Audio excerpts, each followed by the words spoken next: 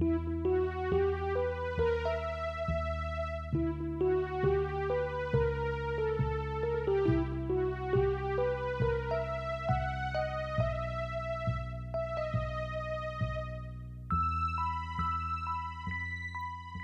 following is a fan-made chapter reading of the web serial Pale by J.C. McCrae. The original text can be found at palewebserial.wordpress.com. If you'd like to donate to the author, please go to patreon.com/wildbow.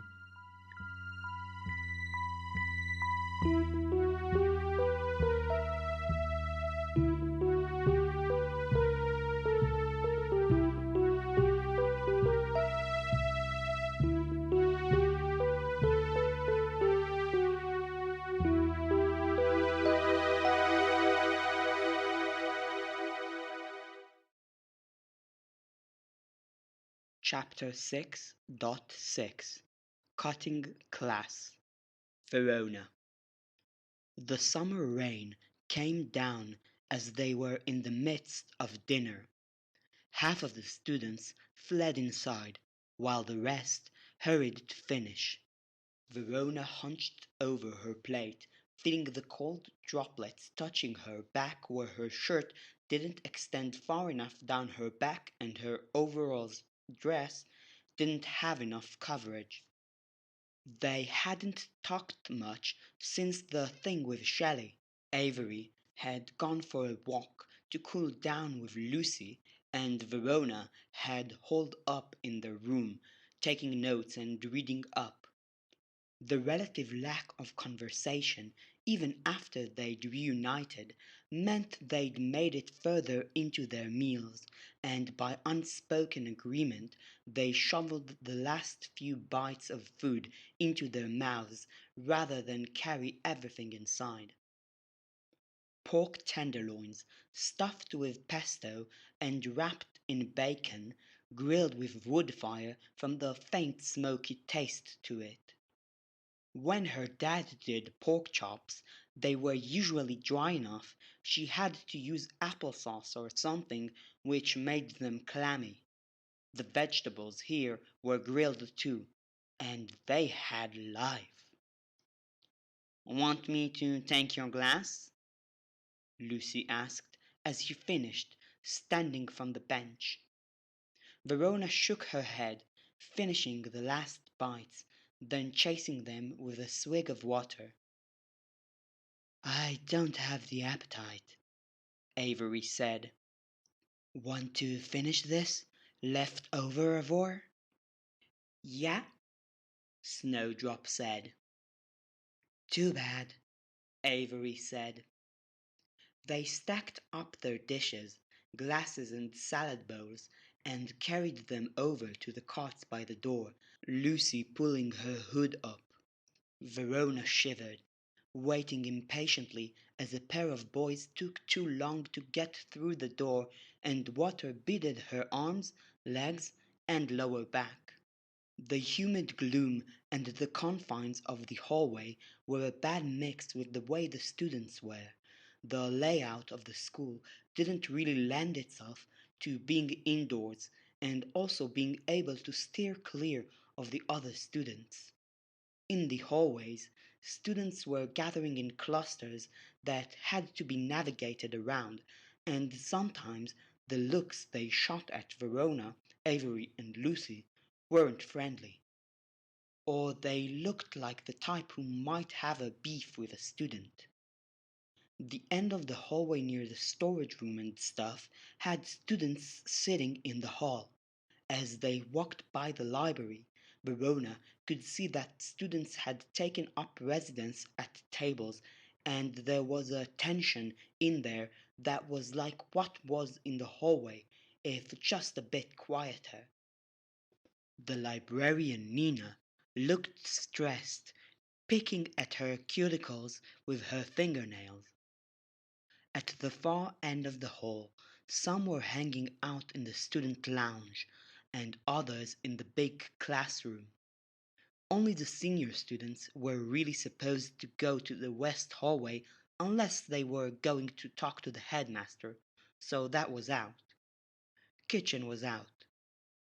The babble of conversation changed all at once as Mrs. Durocher stepped from the big classroom to the main hallway in view of most of the student rooms and the cushy student lounge. She walked down the hall, saying hi apparently to the occasional student. As the babble resumed, it was more subdued. "We're going to our room?" Verona asked, realizing she wasn't walking forward as fast now that she was walking toward Durocher. "I guess," Lucy said, "unless you have other ideas." "Yeah," Verona said, "unless, like, Abe mentioned wanting to go swimming." "It's raining," Avery said, raising an eyebrow. Verona gave her a look. "You're going to get wet anyway. It's still warm out, and there's probably less kids out." But there's less birds," Snowdrop commented. "Gotta love the birds, especially the big ones. They do that cool stuff with sudden movements and flying off in a way that totally makes sense. I love it." "Less birds," Verona said seriously to Avery.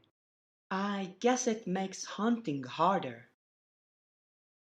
"And it keeps the bugs underground," Snowdrop said. "Yucky bugs." "I think I'll pass," Avery said. "I mean, if we were already out there, or if we were camping, that's one thing, but I think that's weird." "Something's weird here," Avery said. "It ain't me," Snowdrop said. "You had your thing you wanted to do?" Lucy asked. "The Alcazar?" Verona nodded. "But I don't know if the workshop is free. I put our names on the sheet." "Let's prep at least," Lucy said, opening the door to their dorms. It felt weird to do it, like going to bed at 6, which was weird because Verona spent a lot of her time in her room when she was home. This was different because the world she wanted to participate in was out there, here. "What's the plan?" Avery asked, collapsing onto her bed, pulling her phone out in the same motion. "You've got the book?" Lucy asked. "Here." Verona passed it to her from the bedside table. Avery had to shield her face as Snowdrop threw herself onto the bed a second later, then used her elbow to nudge Snowdrop away as Snowdrop crawled across the bed, up to the pillow and the window. It was gloomy outside, and the window was fogging a bit from the temperature changes. Snowdrop breathed on it, then traced the outline of a figure outside in the condensation. Verona walked over, leaning in and cupping her hand over her forehead to block out the light so she could see. Drown, one of Reed Musser's two familiars, was standing out there, taking in the rain. He was soaked through, wearing a black sweater and black slacks, his hair long, shaggy, and plastered to his head and shoulders, the face behind the long black hair looking as though the flesh was being pulled back from the sides, like a plastic bag pulled against someone's face. Blackhorn was out there pacing near him. Blackhorn was horned, with a curly mane of hair and a beard. He was wearing a heavy coat even in the summer warmth, but the nature of his hair and coat didn't seem to absorb the downpour. Snowdrop changed from human to opossum to get smaller fingers for more detailed drawing in the condensation. The Alcazar is a complex tool for any of the practices that use tools, Lucy recited. It is at the same time a crude tool for the beginner who wishes to perform changes with the same care one might employ when swinging a hatchet, and a tool of nuance for the expert who seeks to work with more than mere stone and wood, but with the whispers of wood catches and the heart impressions laid beneath stone. These books are so long winded. If you don't like it, you should take it on yourself to do a book. Plain and simple language. My dad always complains about the recipes being buried behind people's life stories, Avery said. It's sort of the same thing, right? Like, I was looking at the familiar text last night. Why? Verona asked, sitting on the bed opposite Avery. What's the point in you reading about familiars? Go bite her, Snow, Avery said. Snowdrop abandoned the window drawing and scampered across the bedside table, leaping onto the bed. She mock bit Verona's neck. Verona feigned thrashing and dying. I was just looking and it's like ritual is way at the back. I just wanted to know what the materials and prerequisites were in case we needed to start early. Lucy turned the page, reading carefully. Probably some dumb kids would do the ritual without thinking if you didn't put a bunch of stuff in front of it. Wouldn't the really dumb kids just flip ahead anyway? What are you really doing except adding a few extra seconds of effort? Verona asked. She made a different face and contorted as Snowdrop repeatedly bit her, touching teeth to flesh. Scroll to the end of the terms of service, kind of. At least the reader is acknowledging they're missing stuff if they flip ahead like that, Lucy said. It makes it harder for them to be angry at the author instead of being angry at themselves. The introduction is saying that the difficulty posed by the ritual escalates as you try to do more dramatic stuff. What are we trying to do? If we did this, we'd be looking to make the photo into something we can use for materials in making your implement, Verona said. Something glass? Avery said. Could we make the photo into a photo in a frame? Then use the glass? Book said maybe, Verona said as Snowdrop seized her ear. There's a few other possibilities. Lucy adjusted her grip on the book, forearms across the pages, hands over the top end of it. She frowned. How sure are you that you're willing to give up these objects? Do you not want us to? I'm really touched that you're offering, and I like the idea of having you guys with me, but. But? Verona asked. She picked up a struggling, nipping Snowdrop, sitting up straight.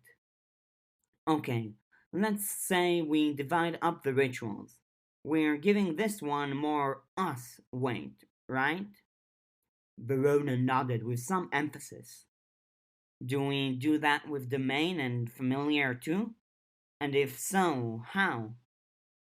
Verona lowered Snowdrop to her lap. Well, putting aside some possibilities that are a bit touchy. Touchy? Lucy asked. You not being human anymore? Avery asked, quiet. She twisted around so her head was closer to Lucy as she lay on her bed, more able to face Verona. That, yeah.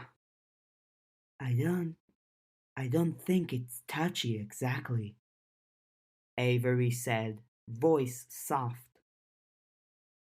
Weird then, or sad, or I know it bothers Lucy. I don't want you to change like that, Lucy said. You wouldn't be you. It's so I can stay me that I'd want to do it though, Verona said. Never mind. It's not the primary plan anymore. I want you to trust us that we can help more than you trust that that would help, Lucy said. Verona nodded. A second later, she jumped, nearly dumping Snowdrop out of her lap. Geez, Snow! What did you do? Avery asked. Tried to nip my thigh, and her whiskers tickled me too. Okay, enough. Go bite Avery now. Snowdrop climbed out of her lap, then made halting progress, climbing down the sheet that draped over the side of the bed, head pointing down as she climbed. Verona put a hand on the sheet to keep Snowdrop's weight from pulling it off the bed, which would have dropped Snowdrop face down into the floor. So, how do we balance it? Avery asked.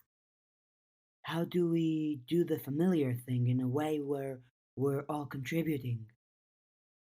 We could work it into the ritual, Lucy said. One person takes the familiar, the other two are like ministers at the wedding or something, handing off or giving permission. Avery raised her head up to watch Snowdrop as the opossum reached the floor, nails clicking on wood. It would be cool if, I don't know, if we tied things together so we can say, hey, Alpy, want to go be Verona's sorta familiar for a bit? Or Lucy's? We're tied together and we draw on a similar pool of power, right? Verona asked. We don't really know a lot about how that works, but I remember reading about something like it in the Famulus tome. How things are shared. One person can be depleted, then the others are drained. And the familiar would be something tied to that freeway pool? Lucy asked. Verona shrugged. Might make it easier. We'd want someone all of us can connect with then, Avery said, smiling like she was up to some mischief. Verona felt the mattress shift and she jumped a bit. The bed was breaking? Snowdrop tackled her, human size, and pinned her arms to her side as she bit into the softer part of Verona's shoulder where it met her neck. You were supposed to bite Avery next, you little beast! I have no loyalty, Snowdrop shouted, especially when it comes to someone as terrible and lame as Avery. Did you crawl up between the bed and the wall? The main is easier, Avery said. I figure however we do it, we're all getting an access pass and some ability to change it, right? Oh, yeah. Anything else would feel weird, Lucy said. We Verona started. Snowdrop leaned on her, full weight, and she collapsed onto the bed, Snowdrop pressing her down. Stop! We'd have to pick a good place, Avery said. Which is tricky. Even if we wanted something more freeform, with the ability to get there from a lot of places, it's still gotta be somewhere. Right, Ronnie? If I'm taking the familiar, you need to decide these things about the domain. You, Verona started. Snowdrop grabbed the pillow and pressed it down over her head. Verona's not saying no, Avery said. That's progress. Verona, unable to speak, settled for a gesture using her free hand before she started tickling Snowdrop to get her to relent. How are you losing a fight against a 5 pound opossum? Lucy asked. She's human right now, and she's goblin trained, Verona protested as she got her head free. Wait, wait, wait! Snowdrop, wait! Important! Snowdrop stopped, eyes narrowed suspiciously. We were talking about balance, Verona said. Whether you become a familiar or not, it's important to balance things between our group, like we balanced the awakening ritual. Focusing too much on me and Avery is unbalancing things with Lucy. Really, I think you're pretty much obligated to go bite Lucy and show her how someone can struggle when ambushed by an opossum. Snowdrop looked over at Lucy. It's a good argument, Avery said. Is it though? Lucy asked, making a face. Snowdrop climbed off Verona. She straightened herself out before facing Lucy. Counter-argument, Lucy said, looking very serious. She put her arms out. Pets are also a way of forming a bond and balancing things out. Terrible argument, Snowdrop said. Pets are annoying. Scratches are even worse. What if I said I'd try to get that doll going again, too? Lucy suggested, pointing to the shelf above Avery's bed where the horrible doll was poised. You're the second worst human I've ever met, Snowdrop said, sullen. Lucy, arms still extended, gave them a shake. Snowdrop approached, turned opossum, and settled in Lucy's lap. Avery stole what I was going to say about needing to position the domain, but that has to wait until we're back home anyway, Verona said. Question is, can we say, with reasonable confidence, that there are options we could explore? Yes, Avery answered. She looked at Lucy. Right? Right, sure. Then are we cool going forward with this? Using items personal to us to help fabricate your implement. Then we shore up the other things in some way later? Figure that out when we get to it? Lucy moved her head around in about 5 different ways and directions as she mulled it over, settling on a nod. Yes? Verona asked Avery. Cool. Cool, Verona said. Then back to the Alcazar. Such a cool word. Avery motioned for the book, which Lucy couldn't even hold while scratching Snowdrop, so Lucy handed it over. I want to ask stuff, Lucy said. Asking the teachers some of this risks giving stuff away. Lucy leaned forward, fingernails scratching Snowdrop, and looked at the markings they'd put on the floor and around the light fixture, warding off the evil eye and the various forms of augury and connections. Contacting Miss is tricky, Avery said. I got the impression it was a bit of a setback for her, getting dragged out and then rebounding back to where she was.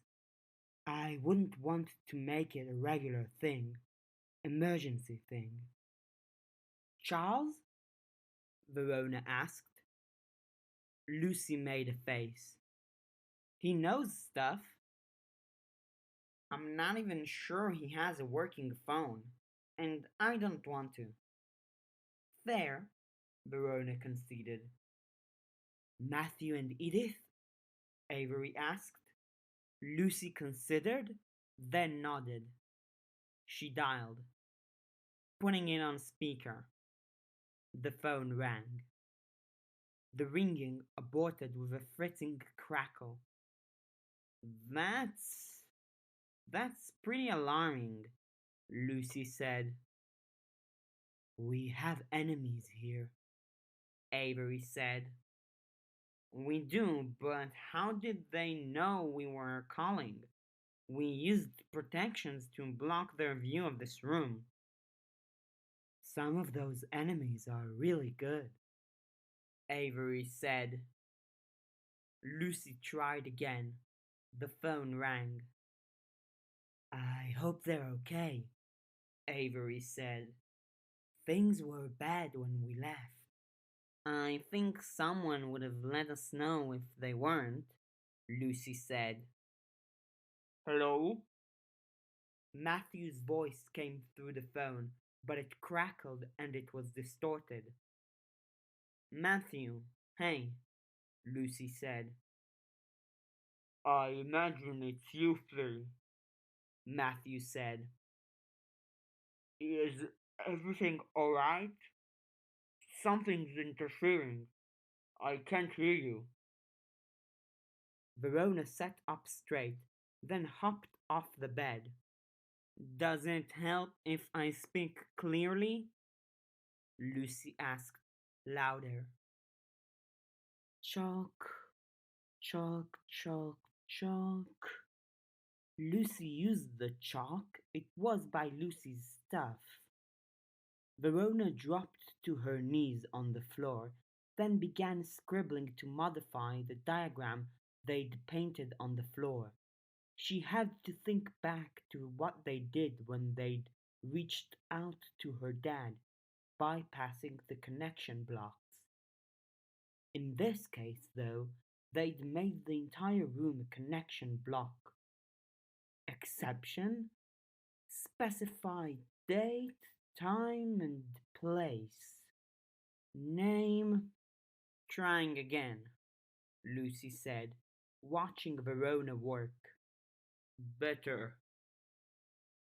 Verona finished with a dramatic strike of chalk against the floor. And now? I can hear you. Are you okay? We're managing. Someone we liked had a bad day, so we're in a funk, I think. Avery nodded. Verona followed suit. But we're managing. Had some practice questions. But are you okay? Edith's in a bit of a funk, too. But it's for such silly reasons that the mood is relatively good. We had a very full day and things aren't quiet yet, but something resembling peace and equilibrium are. We can see the way to get there, Edith filled in, sounding like she was a few steps away from the phone. Why the funk, Edith? Avery asked. Ah, Edith said. We had a big dinner planned using the barbecue pit outside. Then the weather forced us to abort. We had to put it all into containers for another night and do a pasta dinner instead. You like your barbecue, huh? Verona asked, sitting on the bed again. Edith the body needs rest to recuperate. I like my big fires, and they serve the same purpose for me. I took the day off work again, Matthew said. We have the savings to coast through a bad patch, and this counts. Spent the day organizing, had others in our house for about 9 straight hours. That other you liked was there, Verona. Tashlet. Her name's Tashlet? She doesn't talk or write, so communication's tough. But Alpina and her get along, and Alpina translated some of it from dreams and some questioning. Sounds like an other of divine lineage. Complicated. Too complicated for a phone call? Verona asked. Matthew answered. Pre-biblical king offended the god by refusing to let them marry his eldest daughter, so the god threatened the daughter's well-being. King dressed up his youngest daughter to look like the eldest. God transformed the youngest daughter. King got his big aha moment. Do you really deserve her enough to marry her if you can't recognize her? The god was forced to concede. King got wealth and riches, and his eldest daughter eventually married another king. And the youngest daughter? Avery asked. Apparently, that wasn't undone. She was made other by the transformation, shouted epithets at her father over his treatment of her, and was thrown in the deepest, darkest hole they could find. She lurked there, cursed to bear a monstrous enemy of her countrymen from her flesh every time word, water, or stone passed from her. Water and stone? Lucy asked. If she spoke, urinated, or defecated, she also had an other terrible free of her. Edith interjected. Oh, wow, that poor woman, Avery said. If it's any consolation, we're fairly certain that kingdom and nation no longer exist. I do believe the others did their work in the end. That's not really a consolation at all, Avery said, frowning. If there's no country anymore, do the monsters at least stop sprouting from her? Verona asked. We can assume so, Matthew said. One of the others, a many-eyed serpent capable of swallowing ships, had its mind exchanged with that of a young lady of high standing. There's a whole other story there, and even if I've spent enough time around Alpina to follow what she's saying, it gets worse when she's tired, worse when she's excited, and it was a very long tale at the end of a long and bloody day. I didn't have the capacity to take it all in. Edith chimed in. I would simplify it and explain it as, well, sometimes Sleeping Beauty doesn't get woken up by the prince. The very enterprising laborer figured it out and tried 3 times to prove his love for that lady. Tashlet and her older sister came about from 2 of those tries. What? Lucy said, more statement than question. To Verona, she asked, just what is she again? She's an other with a neat aesthetic and a great backstory, Verona said, smiling. Uh-huh. So she's really old then? Verona asked. Old? Matthew asked. No. No? No. Her mother is, but she's 17 or so. Hatched from an egg, grew up human with only minor weirdness. Until, well, she came of age, essentially. She seems to take it in stride. The sea serpent and laborer thing happened recently? There are real sea serpents? Lucy asked. Matthew answered. As with many things other, you have to travel a ways off the beaten track. A lot of the time, It's not enough to just go to a faraway place, but you have to reach a faraway place by an uncommon manner of travel. There are some shores that you can only reach if a storm blows you there. Not in the places? Crossways places? Lucy asked. That's one scenario, yes, Matthew said. You are getting an education. That's not the worst thing. Speaking of, can we ask some questions? Some stuff to run by the teachers here. Ask. Alcazar. Familiar with that? No, Edith said. Matthew answered. I am, but that's only where you'd be turning yourself into one. And that's in a book my dad had me read more than half my lifetime ago. I think guidelines are similar. We read the book. Verona and Avery wanted to treat Avery's photograph from the awakening ritual to turn it into something else, so we can use it to make my implement. Is Verona contributing too? Yes, Lucy and Verona said at the same time. With something of equivalent value? My scissors, Verona said. Good. Okay.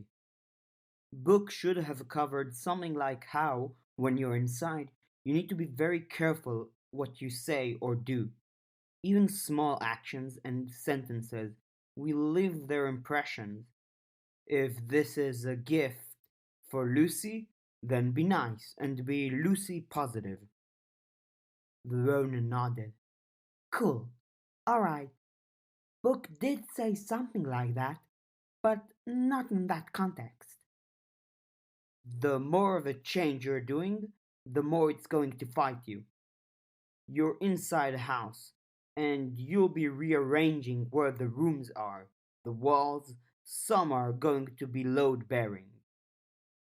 What do we do about that? Lucy asked. Standard rules. A lot of that is going to be metaphor for spirits transforming or flooding in or washing out. Picture being in a spaceship and someone puts a hole in the hull, or you're in a submarine, same scenario. Standard measures for dealing with spirits work. Barriers, diagrams. Reinforce before you undertake anything big. Circles and lines?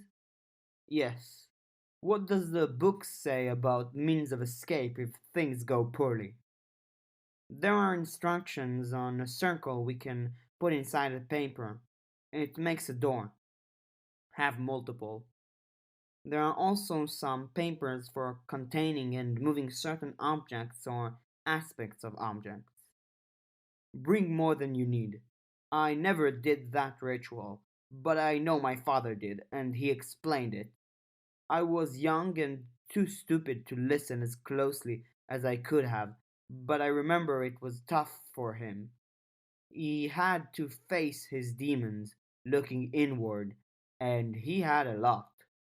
Even in the easiest, most mundane case, I think the regret of not having enough is far, far more than any regret of spending the time to prepare more papers.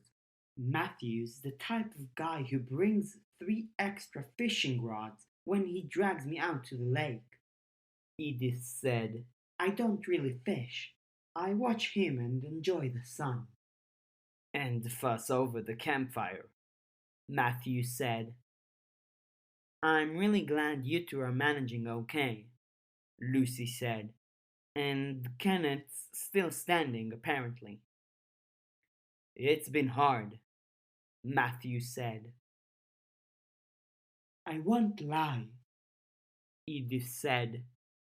I almost cried when I didn't get my dinner tonight, and if I'd started crying, I can see myself sobbing hysterically. You really like barbecue, Verona remarked. Avery kicked out in the direction of Verona's knees. Verona moved her leg to avoid it. It's all I was looking forward to over the past few days. We barely had any time to ourselves. We're spent, and when you're that spent, it doesn't take much to make you break down. Ah, Verona digested that. Sorry. Yeah, I was kinda at that same point towards the end of the night we were there. I get it. Look after Edith, will you, Matthew? And yourself, Lucy asked. That's the plan. About your Alcazar, who's going in? We were thinking us four, or maybe us three if Snowdrop might unbalance us. You should see about getting someone to stand guard. While you're inside the Alcazar, you're not especially aware of the world outside. You're vulnerable from the item, but also if someone on the outside happened to decide to tear the photograph while you're inside it. Bad, Avery said. Yes, bad. Someone messed with the ritual in progress earlier today, Lucy said. It wouldn't be too surprising if someone did the same to us. Matthew made a sound, then went on to say, I don't know that I would rely on the practitioners there. Have you befriended any others? No, Snowdrop said. Nobody. Goblin riffraff of Cherry Pop Tier might not be the best guardians for a sensitive ritual, Avery said. I wish I was better equipped to help, Matthew said.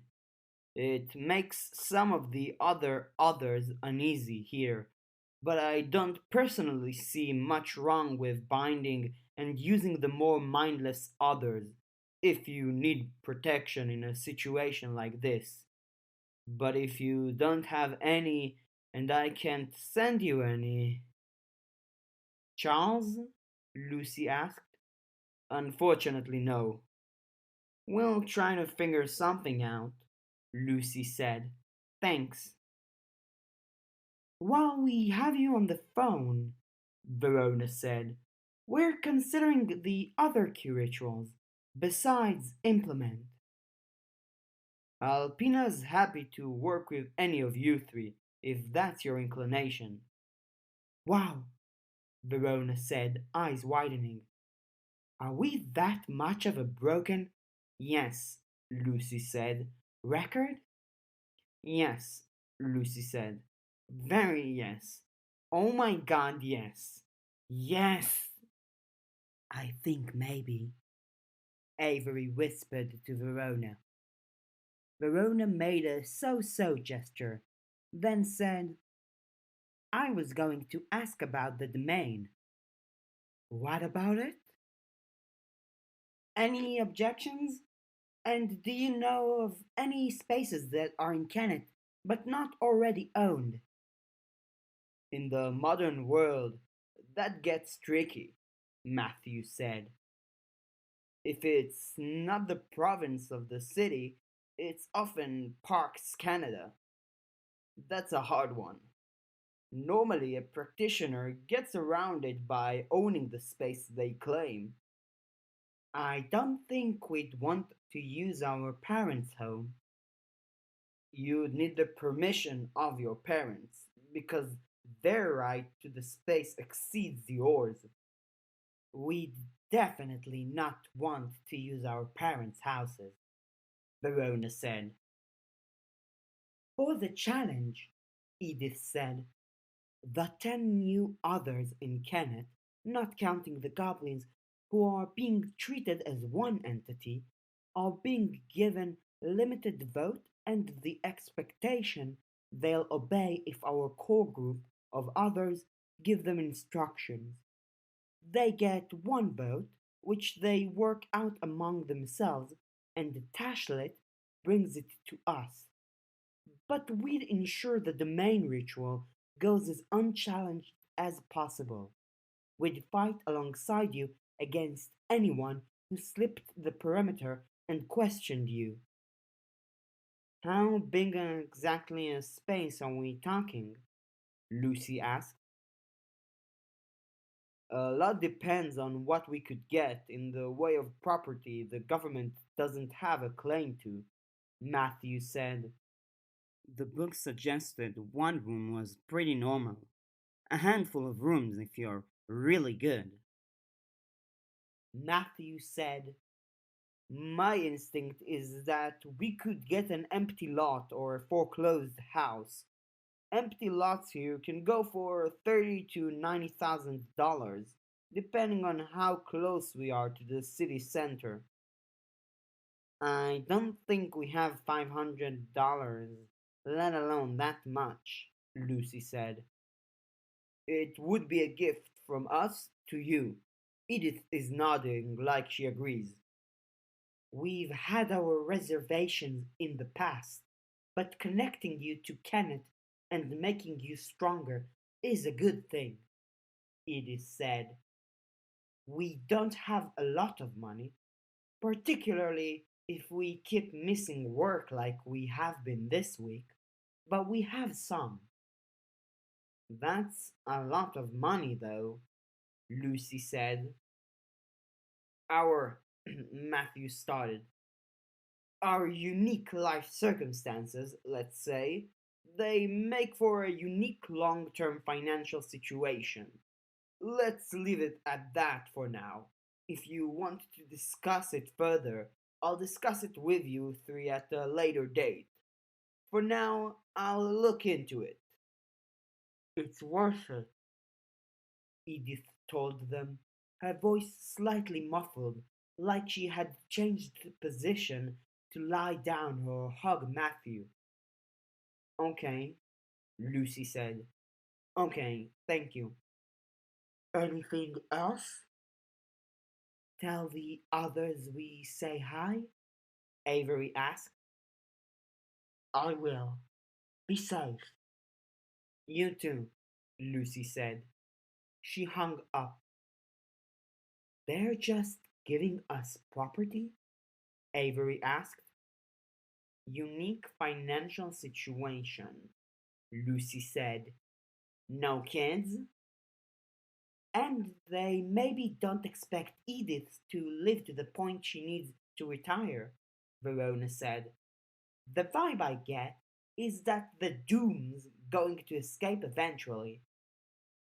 That's really freaking grim, Avery said.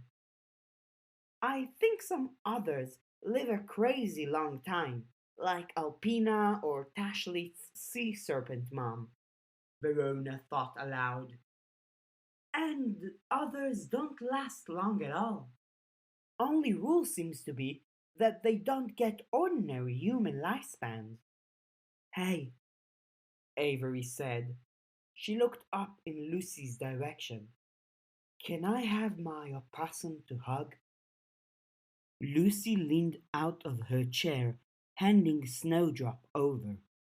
Avery handed the book on Alcazar's over to Lucy as part of the same exchange. For a short bit, they didn't really talk. The rain drummed against the window. Verona looked down at the diagram on the floor. We'll need to tweak this so we can get incoming calls from them. It would be bad if there was another emergency. True, Lucy said. Good thinking. Could that be why the thing from Sheridan isn't coming through? Avery asked. Except I've been outside of the room more than I've been in it. Maybe she tried, Verona asked. Avery stood, holding Snowdrop against her chest with one hand, phone in the other, and got the door open striding out into the hallway. She stood out there, her screen bright. Maybe call her? Lucy asked. Avery walked back inside the room. Verona knelt down and began tweaking the diagram. They'd painted it onto the wood of floor and ceiling, and what she was doing in chalk would need to be painted over again. She began to make alterations for the reception of calls, a select few names. They had to be careful about the connection blocker, or their parents would start connecting the dots and start wondering where exactly their daughters were. We sent them to summer camp. But what kind of summer camp? Where? Panic. What do I even say? I haven't heard from you. I really do appreciate this. But what's going on? Let me know. Something like that, Lucy said. I honestly don't know how you guys normally talk to one another. In my house, we don't talk normally to one another. Verona talked while sketching in chalk on the floor. I'm the only child here. I can't give much input. Give me a bit before you hit that send button, Ave. Okay, Avery said. I just realized my phone wasn't working 100%, so if you tried to get in touch and couldn't, that might be why. Did you end up talking to Dad like you said you would? Thank you for helping out. Sounds good, Lucy said. Why am I giving this much credit to Sheridan? Avery asked. If you'd said this would happen to me as of last year, I'd have thought you were smoking drugs. Says the girl holding a magic opossum a few days after traveling across a light tightrope, fighting some naked exploding pigman, Verona said, while her friend draws a magic diagram on the floor. Lucy added, Point. You're good to go, Verona said. And sent. Before I second guess myself, Avery said. She sat back down on the bed. Hoof. Hoof? Hoo and oof. Hoof, Avery said. Man, I wish the weather was nice enough to go for a run or something. I'm restless, and Snowdrop is squirmy because this is normally when she's waking up. Ah, that's why she was so bitey. Maybe a bit. Oh, Avery's phone was buzzing. A reply? Already? Sheridan just sent me a message. Yeah. Y-A. Yeah. 2 letters. Thanks, Sheridan. That's, that's really a reply right there. It's a message. I've been waiting about a day and I get, yeah. Give her a second, Lucy said.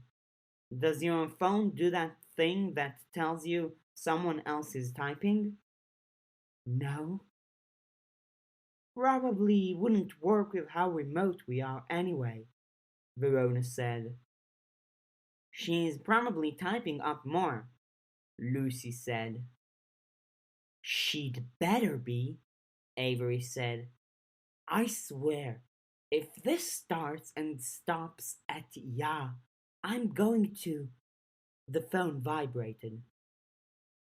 Verona clenched her fists and squeezed them between her thighs, sitting on the edge of her bed, studying Avery's expression. Eyebrows drawn together, eyes flicking left and right as she read. What does it say? Lucy asked. She says she doesn't know how to interpret it. She didn't have trouble getting through. She just didn't know what to say, and she wanted to figure it out before she messaged me. I guess a day wasn't enough to figure it out. What was she figuring out? She didn't say? Lucy asked. She ended with three periods, whatever it's called. She's still typing. There was a knock on the door. Verona stood at about the same time Lucy rose to her feet. Lucy sat back down, and Verona got the door, because she was closer. She glanced back at Avery. It was Nicolette. Ah, Verona said. Hi, Lucy said. Excuse my friend's manners. Hi, I'm doing some errands for the BHI, Nicolette said. You were on the sign up sheet for the workshop tonight. Were you still interested? The kids above you on the list decided not to.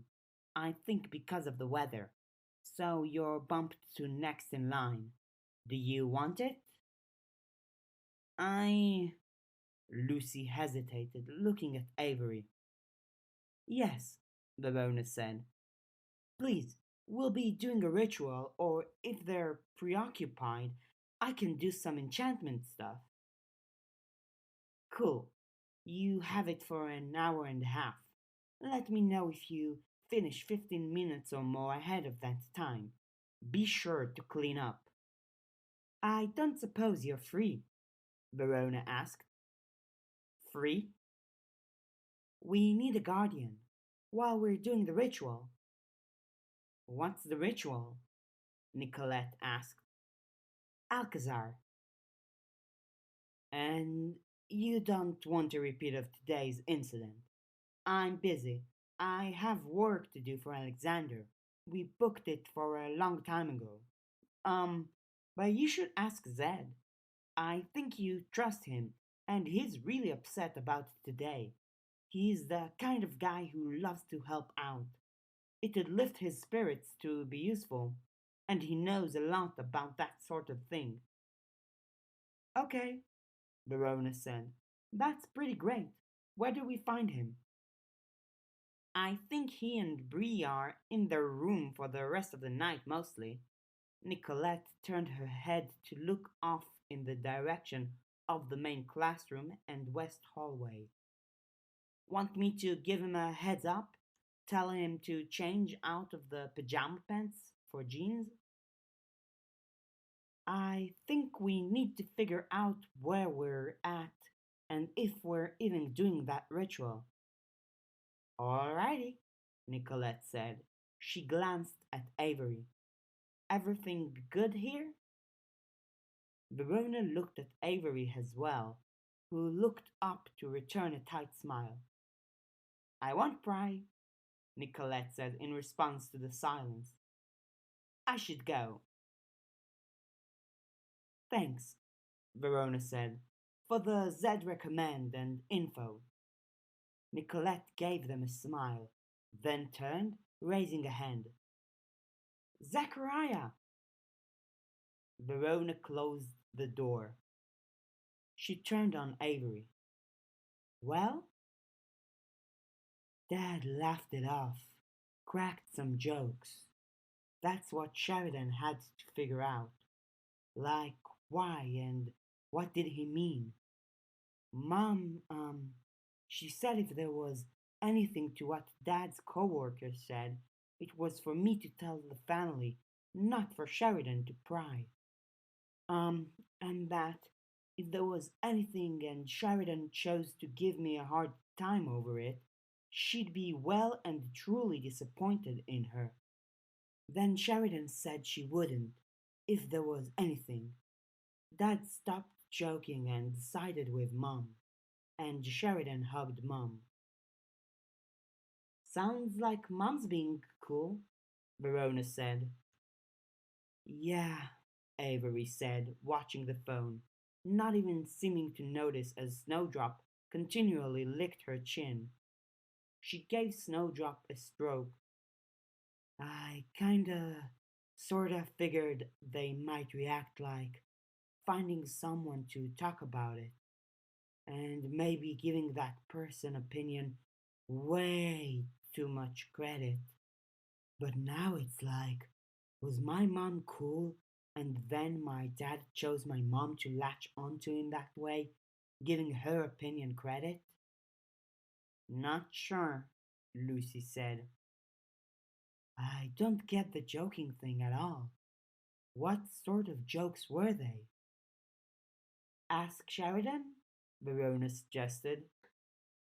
She said she asked Dad about the laughing, but he was very firm about it being for me to talk to them about, that she shouldn't pry. Was it like uncomfortable joking, do you think? Sheridan would tell me if it was really mean, I think. Or she wouldn't. But she said she had to figure it out, and I think she didn't know how to interpret it either. Do you think it was light-hearted in a haha, sort of figured it's so normal I don't really think twice about it way? Or like Sheridan went in serious, so he tried to get her to relax because it's cool, nobody cares, and it's ridiculous to treat it as serious? We don't really know about your dad, Ave, Lucy said, quiet. I'm sitting here trying to figure this out, and I feel like I don't really know my dad, Avery said. It sounds like he's taking your mom's lead, or he's on the same page as her. But if he's uncomfortable and he's going along with my mom because he doesn't know what to do, that's sucks, Verona tried. Avery swallowed, crashing. Lucy moved over to Avery's bed, taking Avery's hands in hers. She checked the phone, then put it aside. Conversation over, Verona assumed. Lucy talked to Avery. I tell you not to overthink that stuff, but I would be such a hypocrite I can imagine the practice turning me inside out as punishment. Avery huffed out a one-note laugh. What can we do? Lucy asked. I don't know. Your mom's being cool. Sheridan is being shockingly cool based on everything I've heard about her, Verona said. She really is. And your dad's. I imagine he's in this situation that's really hard to figure out. I'm his daughter. I don't think this should be hard to figure out. You love your daughter first, and that should be the number one thing. And if this being hard to figure out is bigger than that. No, no, Verona said. No, not what I meant. What did you mean? Lucy asked. I mean, coworkers spring this on him. Assume he didn't know. He has to deal with coworker, right? He has to deal with office politics, and you said he got mad. Yeah, Avery said. So he's really mad that this guy's spouting crap, and he's put in this situation where anything he says to this shitty coworker might get back to whoever that coworker got the info from.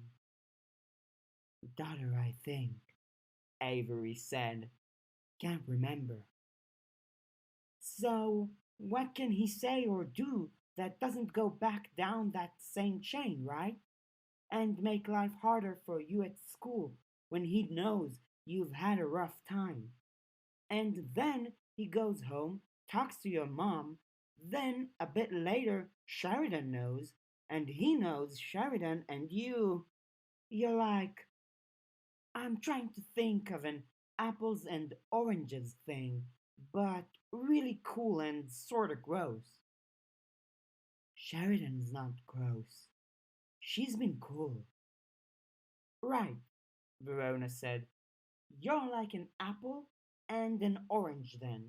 And if he says the wrong thing to Sheridan, that's the kind of thing that makes your life harder. You think he's okay with it then? I don't know, Verona said. I don't know your dad. I mean, you know him and you're not sure. But I can't believe he cares. And part of that caring is being careful about how he navigates that, especially if he can say or do the wrong thing and hurt you. You said your parents are a little gun shy about stuff since Miss Hardy talked to them, Lucy added. Yeah, Avery answered, glum. I can see, like, laughing Sheridan off is safe. And he cares about you, so he goes that way until your mom takes a firm line and it's like, okay, let's go with that. Maybe. I do think he cares about you. I think that makes this weird and wonky and hard to know what to do. I'm rambling. Maybe I should have taken the offer to let him drive me here, Avery said. We could have talked. Then I could either feel great and relieved or feel horrible for the whole summer until I got home, and we'd have had to brainwash him after or something. I don't think it was really an option, Lucy said. You could call him, Verona said. I think we should be careful with the connection block diagram and everything. Maybe do the big and proper diagram. But it's not out of the question. We have the workshop space available. Nah, let's do the Alcazar, Avery said. She stood up, stretching a bit. Cool, Verona nodded, standing as well. We are dropping it like that? Lucy asked. Verona frowned at her friend.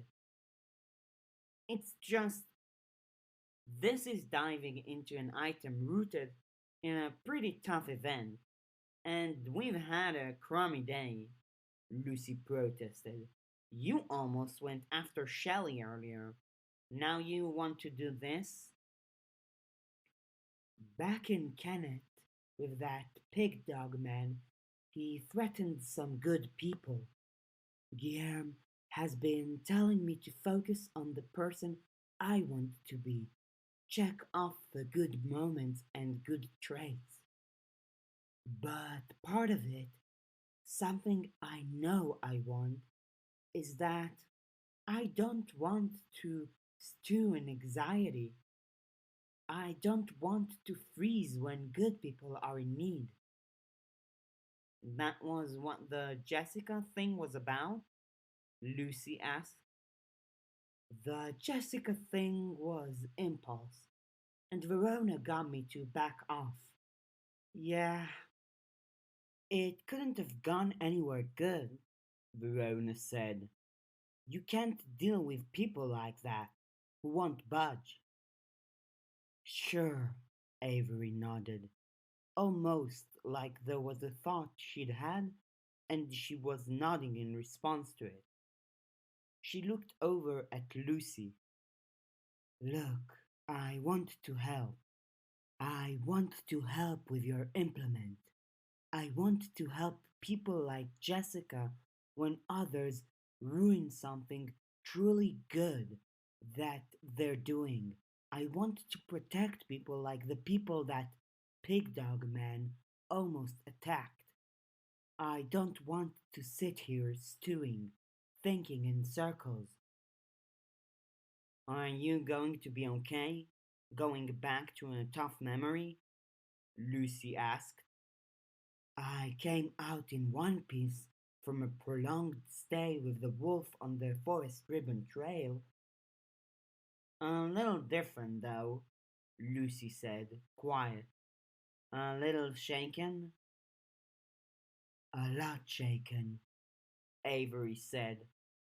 And elderly people like my Grumble and unhinged people like Daniel, they freak me out now. It catches me off guard. But I can work through that. I know it's irrational. I can't. I don't regret it. I did the Forest Ribbon Trail that night to try to help Reagan and the others, and it didn't work, and that sucks. Zed said it was hard enough to bind Yalda that I probably couldn't have done anything, but it still sucks, and I don't regret it. 'Cause you helped people? Verona asked. I tried at least.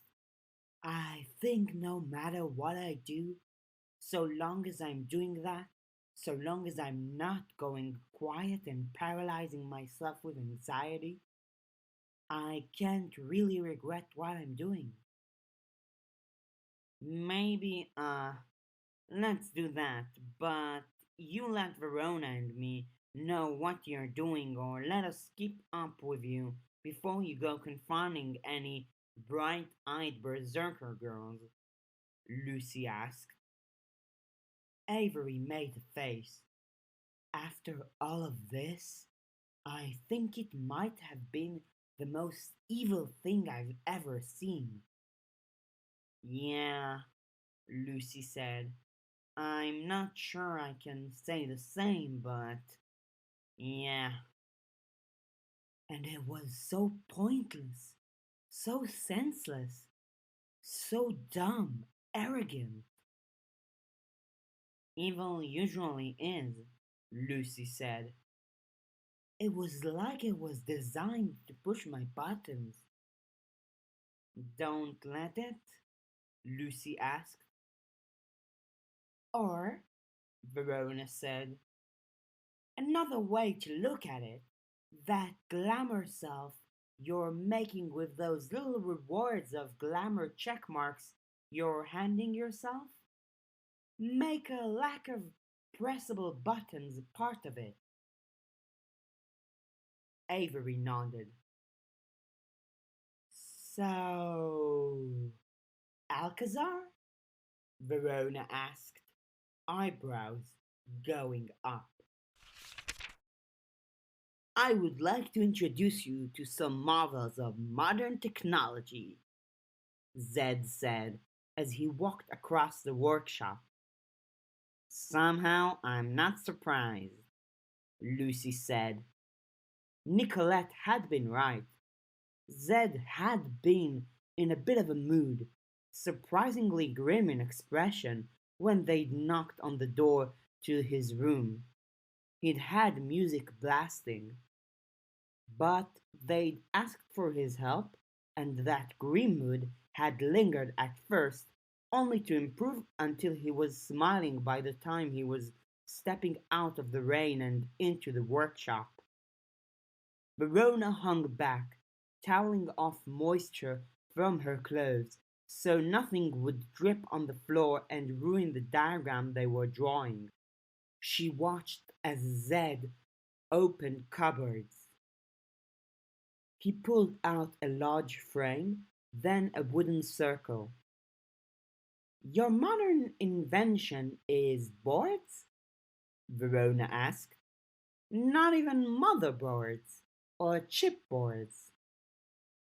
We've got a bunch in here, Zed said. Standard Alcazar, regimented square. That's the plan, Verona said. He pulled out some more stuff. A heavily notched square, a heavily notched frame. He then retrieved a can of what looked like spray paint. He gave it a shake, kicked the wood across the floor until it was centered in the room, and then used the width of his shoe to help center the smaller bit of wood within the frame. Spray paint? Avery asked. Spray chalk, Zed answered. He sprayed, filling in the void, using the wood as a stencil. It formed a thick border, edges and lines already worked out. It sped things up considerably, which was great since they'd spent a bit discussing Avery's family after Nicolette had left. The serrated square border was the center of a diagram that got compass points marked out around it. Long thin triangles with lines down the center sticking out of each side, smaller filled in triangles sticking out of the corners. Then notation, a circle to enclose it, a sun, moon, and star circle, each with a comet tail, like they were shooting outward from the diagram as celestial expressions for physical space, expanding. After that, it was 10 more minutes of adding small details. Photo? Verona asked. Avery lifted up her shirt and pulled the photo from the waistband. You said to keep it close to my skin after the tempering. Should be good. Hopefully, the you that you've been putting into it is the good stuff. Hopefully, Avery said. Lucy, arms folded, paced. Verona had sketched out the very simple diagrams while Lucy had gone to find Zed. She handed them out. 3 net sheets and 1 escape sheet. All sheets were on pieces of paper that had been folded into quarters. Good vibes, remember, Verona said. Best vibes possible, Avery said. Snowdrop was perched on her shoulder, looking out and over at the proceedings, alert. Without stepping within, place it in the center, Zed said. I'll watch out for trouble. Guard your backs. Lucy took the photograph, then balanced on her toes, sitting on her heels. She stood by the central square, leaned forward, and placed the photo in the center. The diagram throbbed, the individual parts beginning to move, like gears were turning. The sun, moon, and star part of the circle moved, starting their orbits, and as they turned, the proportion of circle, room, and photograph changed. The photograph moved as if caught in a wind, then stood up on end. The border blurred white. The photograph expanded as the perspective skew of sun, moon, and star continued in concert with their orbit, and it became like a cube, each face a door, with a lot of two-dimensional images on the far side. Verona handled the connection blocker and auger prevention stuff once she was sure the diagram was done. She stood back, triple-checked her work, then glanced at the others for confirmation. Avery and Lucy nodded. In you go, Zed told them. Without really coordinating it, Lucy, Verona, Avery, and Snowdrop each picked one of the sides, stepped carefully across the chalk, and passed through. Should have dressed warmer. Verona's breath fogged faintly. It was weird to move around. The scene showed more than just the photograph had, but details that hadn't been caught in the picture were just a bit blurry. Every step she took made the blur worse, like it had to take a second to figure out what the backside of the boards looked like or what was behind the guy who was in the camera's shot. Snowdrop, Avery, and Lucy had entered from different points of the same picture. Avery behind the photographer, Snowdrop in the stands, Lucy on the far side of the rink from Verona. As Verona walked, there was an illusion where everything looked like two-dimensional cutouts, carefully arranged and painted to look like three-dimensional objects. Even the people, as if in response to the thought, the coach, who was taking the picture, turned his head, looking at Avery. His face blurred as his lips moved, unable to decide if the lips should be unblurred and the face blurred, or vice versa. Whatever Verona focused on was less coherent. I should have called it quits when two of my best players went to Swanson, he said, his voice thin. Yeah, Avery said in response. She looked out over the crowd. There you guys are. Verona looked.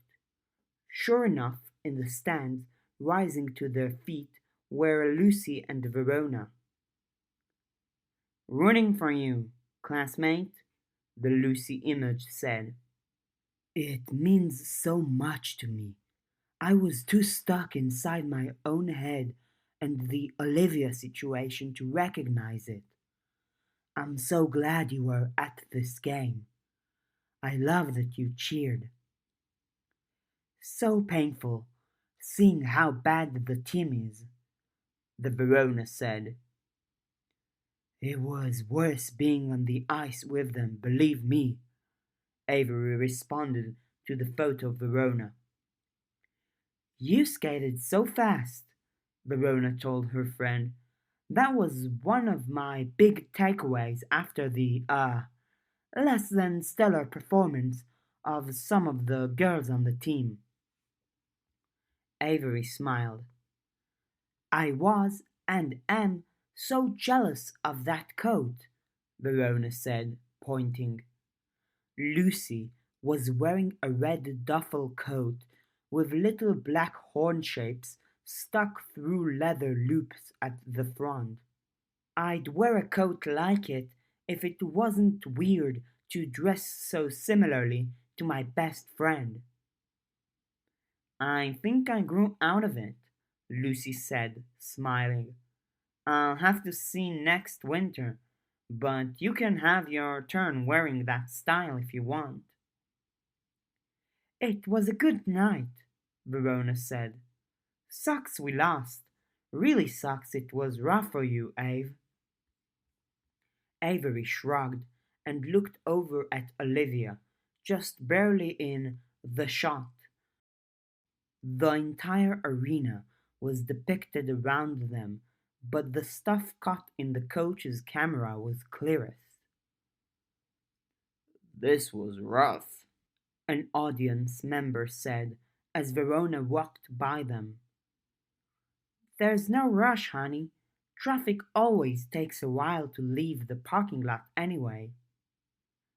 I love her hair. Verona stopped, checked, and followed the gaze of the person in the audience looking at Lucy. That was tricky. Didn't want to address it because that would give it prominence and fill the space. Matthew had warned about that. She walked. A lot of the thoughts were inane. Gotta pee. So much sugar. They're going to take forever to fall asleep tonight. That red mark on her skin hasn't gone away in a week. Will she be mad if I bring it up? Gotta take a whiz. They're taking a picture to commemorate this? If she was on the team, we might have won. They're naturally more athletic, one of the audience members said. A passing thought about Lucy captured in the moment of the snapshot. Verona stopped, looking at the middle-aged woman who was rising from her seat, turned, and saw Lucy was close. "It's not a surprise," Lucy said, her expression a bit sad. "We shouldn't dwell on bad." "Maybe. Maybe ignoring the bad makes the item less Lucy, though." Verona wasn't sure how to respond to that. "Everything's good here," Snowdrop called down. They looked. There were some shadows, omens, or something omen-like. Snowdrop backed away as they drifted over the seats. Avery, starting out on the ice, had been forced to circle around to where she could hop over, and was now catching up, picking up a hockey stick. She smacked one omen thing and scattered it into smoke. She hit the next, and it wasn't scattered so easily, so she kept smacking at it. Lucy picked up a beer bottle and hucked it. It crashed into one of the omens, which twisted, contorting like a snake poised to strike across 3 rows and 2 columns of seats. Avery hit it again and again, beating it down toward the seats and images with each consecutive blow. When it lay across the seat backs, the next strike dissolved it. "Some catharsis there?" Lucy asked, deadpan. "Some," Avery said. She rubbed at her arms for warmth. Verona looked around, then frowned. There was the faintest of red hazes around Avery. "Have to be careful. Looks like violence stains the area a bit." Avery nodded. "It's quiet," Lucy said. "More stable and motionless than I pictured." "I think because we tempered it," Verona said. "It did leave a hollow. I'm surprised more badness hasn't slipped in over the day." "Maybe because I wasn't thinking of it much?" Avery asked. "Some chafing against skin, but I'm not sure chafing's a taint that's going to really alter this area." Lucy murmured. "We should get materials," Verona said. "Ah, you wanted item 3?" "Yeah," Lucy said. "If it's no trouble." "So," Verona said, reaching into her pocket for a paper. She unfolded it, and it had a hole in the center where the diagram had been, the paper's edges frayed. She held the paper up, walking around, and elbowed Lucy to get her to follow. It worked best when they were all together. Snowdrop joined her.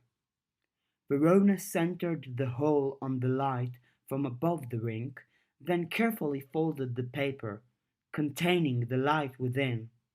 The rink was noticeably darker, without those lights. "So, something crystally, some fine chain or wire or tether, glimmers, glass," Verona mused aloud. "Ice?" Lucy asked. "Good, yes. Ah, I got it," Avery said. "Let me make sure the plexiglass isn't fogging it up." Taking little elements out of the scene in the picture, storing them in paper folds, Avery jogged back around toward the ice. "Ah!" Verona called out. There was a woman with tattoos, but her hair and tattoos were canary yellow, her skin a smoky black purple. Her eyes were unblinking and surrounded with folds and wrinkles that made it hard to tell where the points of the iris, the eyelashes, and the natural folds of eyelids were. She moved with a good speed, striding toward Avery. Avery held up the hockey stick ready. It was Snowdrop who came running, tackling the woman. "It's not a spirit," Snowdrop called out. "It's really rare, too. I'm gonna die. I can't do this. Ah!" The encounter was brief and ended with Snowdrop's hands and face spattered in that smoky black purple with specks of bright yellow. Avery got the ice.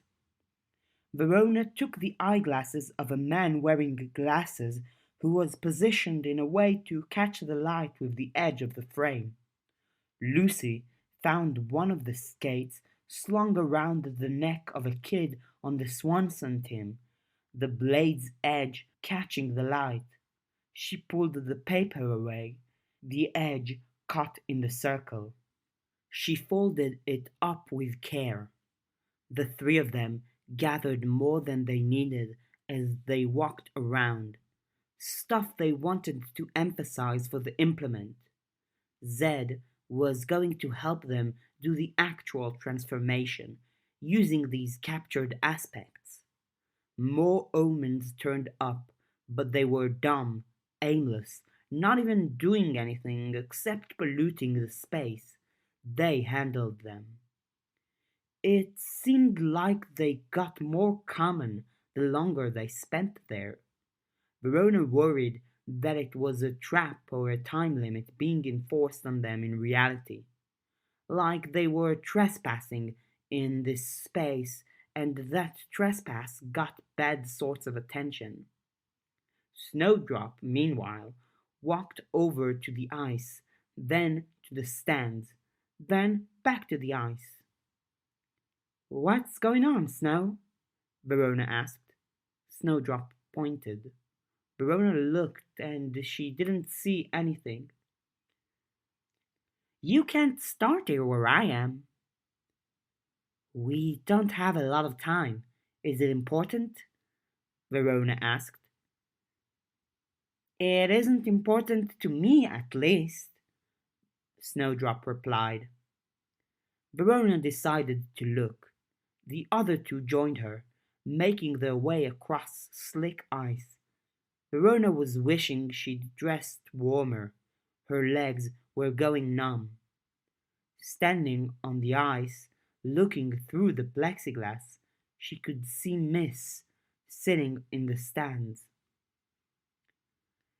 "You have to focus on her face, so she stays there," Snowdrop said. "Makes sense," Avery said.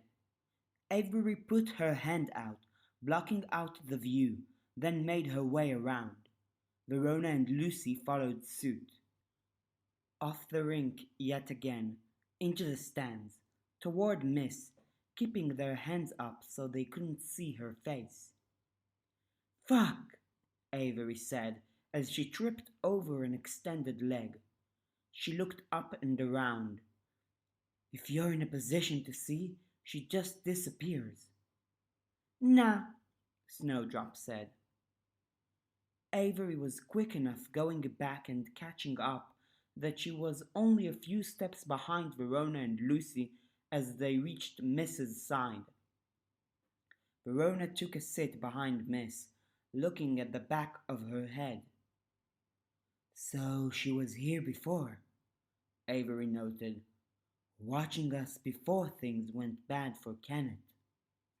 "Keeping tabs on a few candidates for the local practitionership," Lucy said, "before anything went wrong? Or did she know? It's so weirdly convenient and coincidental that she was here, watching us." "Watching?" Verona paused. She carefully reached around, touching the sides of Mrs. Head just to figure out where her head was pointed. Not looking at the three of them. No, she was looking off to the side. They walked over and around, following her gaze, to the window, to the space beyond the window. It wasn't in the picture, so it was filled in with context. Maybe the minds of the three of them, and maybe Snowdrop, if Snowdrop had even familiarized herself with this space. There was a lot to digest in what was out there. To begin with, the mountains and trees of the background were gone.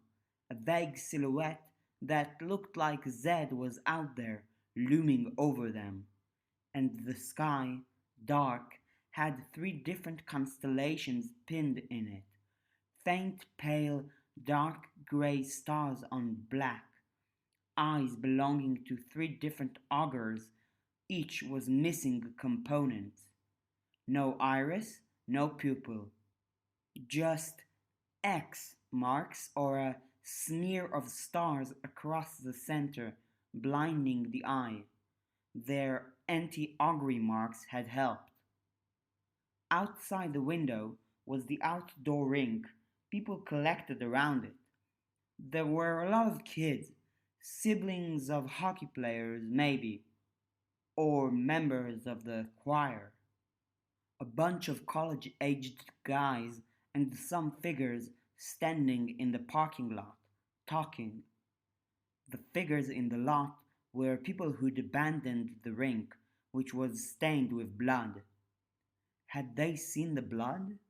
Or had something else happened that drove them from that rink? The carmine beast dies partway through the game, lies there. Time passes. Parking lot empties. Lucy spoke her thoughts aloud. Cannot others gather to discuss their game plan? Verona noted. And for Miss, we're threshing her mind after, well, this. She gestured towards Miss, sitting in the stands. There might be more to it than that, but sure, Lucy said. Miss is here early. That's not the most shocking thing in the world. She moves fast, Avery said. But some of the Kenneth others don't, Verona said. Yeah, Avery said, quiet. Some were already here. Points of light were in the parking lot, close together and far away, and they could have been mistaken for lit cigarettes in the gloom, but they weren't. Two glowing orange eyes, Edith's, surrounded by children. Edith, outside and near the bloody body of the carmine beast, so soon after the murder. She would have had to leave and come back, but she was here. She was here and she was okay giving them money. She was here, but she'd taught them? Were there traps in the teaching, or was she playing it cool? She'd just said she felt good about supporting them. Verona shook her head. I'm trying to tell if there's someone else from the Kenneth others in that crowd, but I can't, Lucy said. But those glowing eyes. No more omens round, Snowdrop said. They're close.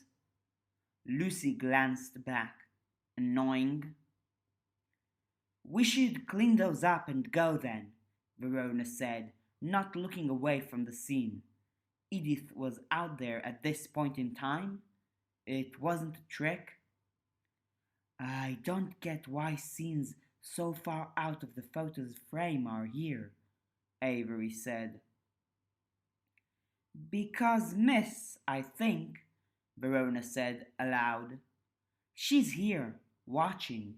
It's important to her, so it leaves an impression.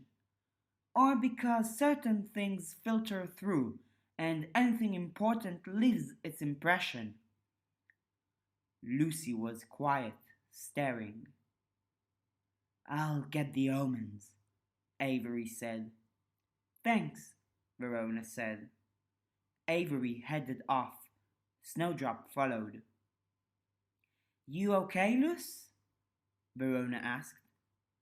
Lucy held up her paper. She centered the image of Edith, the kids, and the bloody rink in the circle. Verona and Avery moved to help it focus because otherwise it wouldn't center right. Snapshots of this scene for evidence? Verona asked. And for fine-tuning my implement, Lucy said.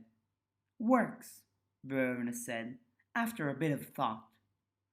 She partially unfolded the escape paper, a reversal of the expansion sign. She waited until Avery had dealt with the gathering negative forces, then finished unfolding to make the door. The door widened until it passed over them, then shrunk again. It fluttered to the floor once more. Not too bad, Lucy said. Any issues? Get what you came for? Zed asked. More than, Lucy said, her expression serious. Do tell? Maybe later. You're on the short list of people we'd tell stuff to, I think, the moment we can get away with it, Lucy said. We really appreciate you helping us out. No, it's cool. Can I see the trophies? They brought the papers around, placing them on a table and placing them into a loose configuration. Each paper had what looked like an ultra high quality illustration, an optical illusion trapped in the page. We can use this to turn the photo into an image in glass or ice? Lucy asked. Yep, Zed answered. I can work with that. You're sure that's the shape you want? Verona moved the pages around, then placed her own scissors down. She had illustrations depicting the end result, and she placed things so they were in rough alignment with the illustration. The handles of the scissors, taken apart and filed down to something subtle, would become ornamentation, fitting to the curve of the upper ears, sitting just inside the rim. The inside of each would be more framing and decoration, hooking around the side of the ear to hold the ornament in place. But in the end, it was earrings. The crystals and glimmers they formed using Avery's photo would decorate the dangling portion and be decorated further with the blade. An earring to let Lucy shine, to be proud of her appearance, because both of those things mattered. A creative working poised around the ear for the girl who loved music. And perhaps, most critically, captured on the last page Lucy had snared a scene, a distant, captured conversation to adorn the ear of an eavesdropper. Yeah, it's what I want, Lucy said. This has been a fan-made reading of the web serial Pale by J.C. McCrae. If you'd like to donate to Wildbow, please go to patreon.com/wildbow. If you'd like to go view the original material, please go to palewebserial.wordpress.com. If you'd like to help us with this project, please feel free to either contact me, TheItayBM, or Number One Man on Reddit. Thank you for listening, and I hope you've enjoyed.